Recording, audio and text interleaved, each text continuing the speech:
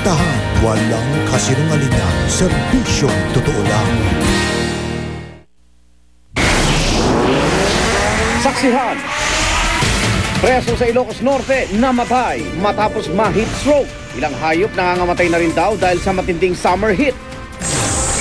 Sa gitna ng mainit na panahon, ilang bahagi ng Maynila nagka-brownout dahil sa pagkukumpuni ng Meralco. Power interruption posible raw maranasan hanggang Sabado.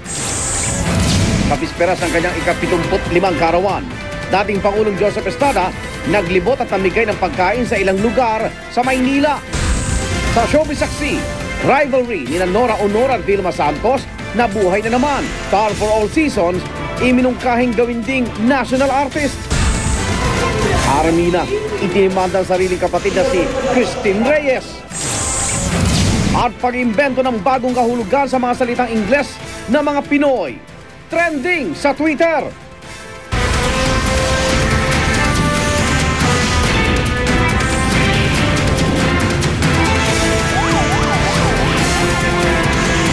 Saksi.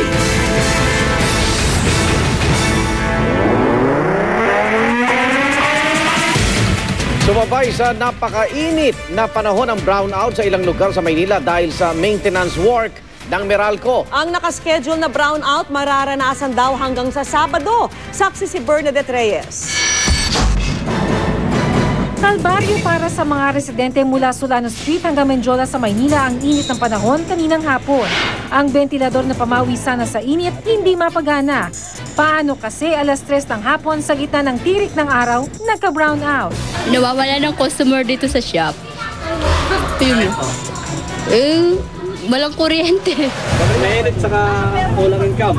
Mabilis naman paliwanag ng Meralco, hindi raw ito power crisis. Sa halip, may nakaschedule daw na pagpapalit ng bulok na poste sa Maynila. Kasamang apektado sa scheduled maintenance ang Sampaloc, Quiapo, Malate at San Miguel. Yung mga scheduled na mga interruptions, and we advise our customers beforehand na may magaganap ng mga ganitong interruptions. Kinakailangan masiguro natin na nasa mataas na level yung ating serbisyong binibigay sa ating mga customers, at isa na para masiguro yan ay yung ma-strengthen yung ating facilities. May brownout din ngayong gabi hanggang mamayang madaling araw sa ilang bahagi ng Bukawi at Marilao sa Bulacan dahil sa paglilipat ng pasilidad ng Meralco na apektado ng road widening. At may mga susunod pa. Tatagal hanggang Sabado ang scheduled maintenance ng Meralco sa iba't ibang lugar na kanilang pinagsaserbisyuhan. Payo ng kumpanya sa kanilang mga customers, siguruhin naka-off ang mga ilaw at appliances sa oras ng pagkukumpuni. Pinapublish namin ito every Friday, no, sa mga pahayagan. Gayon din, meron din kaming Twitter account kung saan ini-indicate yung mga areas na magkakaroon ng interruptions. Ako si Bernadette Reyes, ang inyong saksi. At sa gitna pa rin ng tag-init, isang preso sa Ilocos Norte ang namatay matapos ma-heat stroke. Pati ilang hayop nangangamatay na rin daw dahil sa matinding summer heat. Saksi si Cedric Castillo. Kung noon alaskado pa sila sa suot na shorts, ngayon ipinagpapasalamat ito ng maraming traffic constable ng MMDA. Lalo't halos buong araw silang nabibilad sa araw. Pag naka-pants kami, mainit. Ngayon medyo naluglaw at saka ang kilos namin, parang at least kami sa kilos namin. Todo tiis din ng mga motorista tulad ng delivery boy na si Romeo. Kapag ganitong mainit ang sikat ng araw, hindi maiwasan na kahit ulo ng motorista minsan umiinit din. Mabuti sana kung nandito ka sa loob ng sasakyan at nakabilad ka sa aircon, pwede mong itapat, pwede mong lakasan. Imagine na lang natin ang sitwasyon ng mga motorista na nasa ilalim ng sikat ng araw. Yung normal na body temperature is 36.5 to 37.5.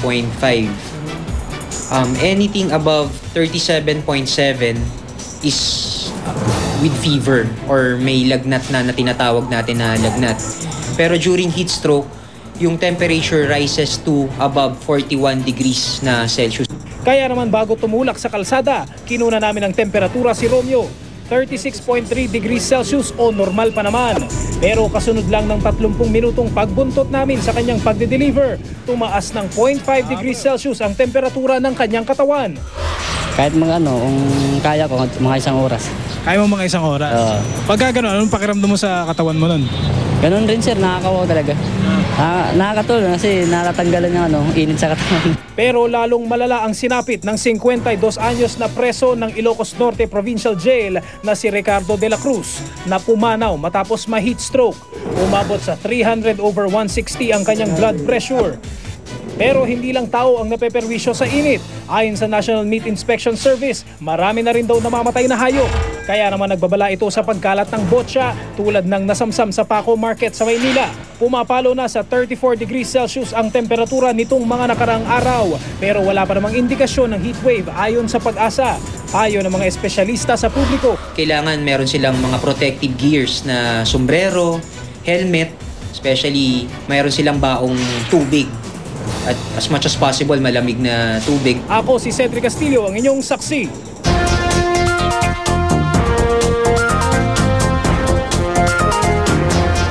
Isa pang epekto ng init ng panahon ang madaling pagkapanis ng mga pagkain. Kaya sa Barangay Saksi, inalam namin ang mga paraan ng ilang taga-barangay Malamig sa Mandaluyong kung paano maiwasan yan. Saksi si Cesar Apolinario.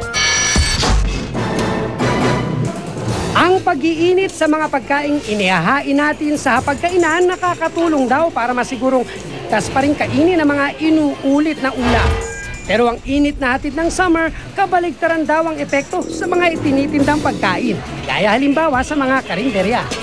Narito ako ngayon sa Basilan Street, Barangay Malamig. Pero hindi malamig ngayon dahil tanghaling tapat.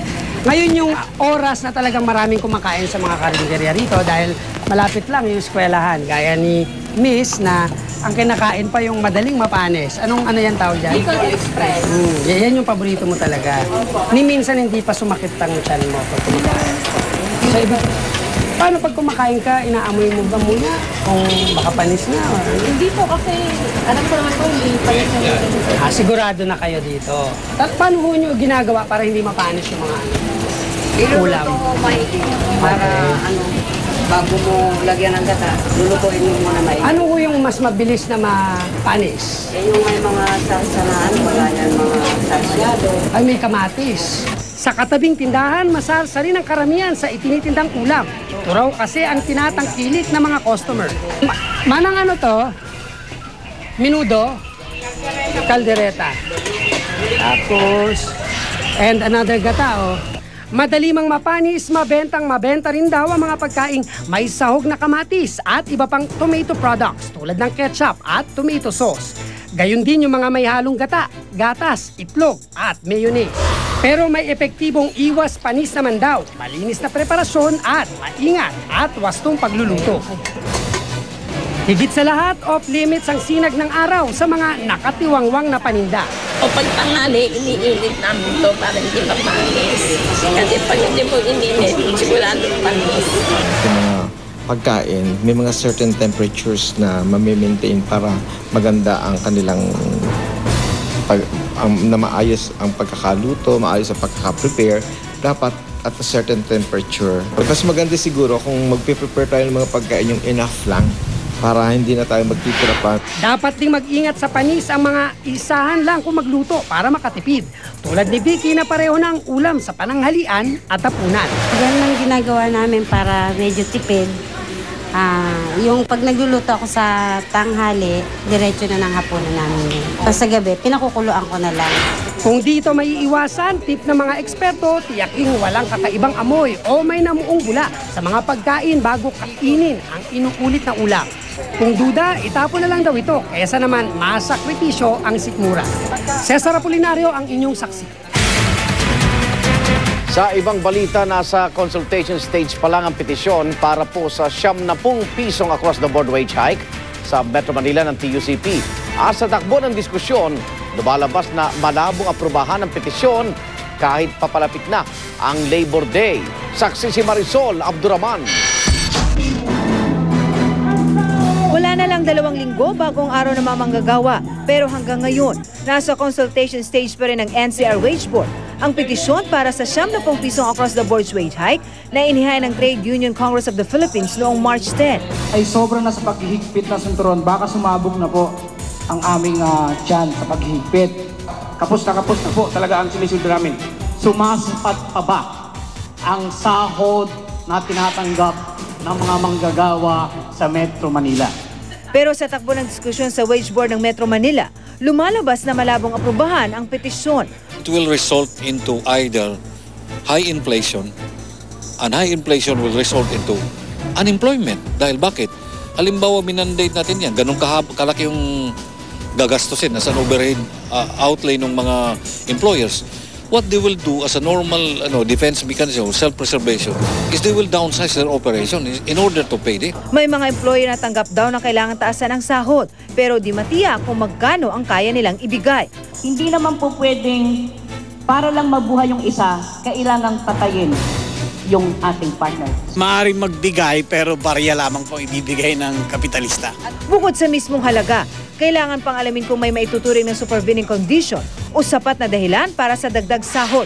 Kung wala ito, kada isang taon lang pwedeng magpatupad ng wage hike. Mayo nung nakarang taon nang magbigay ng dagdag na 22 peso cost of living allowance o COLA sa mga empleyado sa Metro Manila. Sa ngayon, nasa 426 pesos ang minimum wage sa NCR. We will have to take into account yung newly approved increase in the education, cost of education, yung transport cost. Bukod sa Metro Manila, 70 pisong dagdag sahod din ang pinitisyon ng TUCP sa iba pang mga rehiyon sa bansa. Magkaiba ba ang bitukan ng taga-probinsya at taga-Manila? Ako si Marisol Abduraman, ang inyong saksi.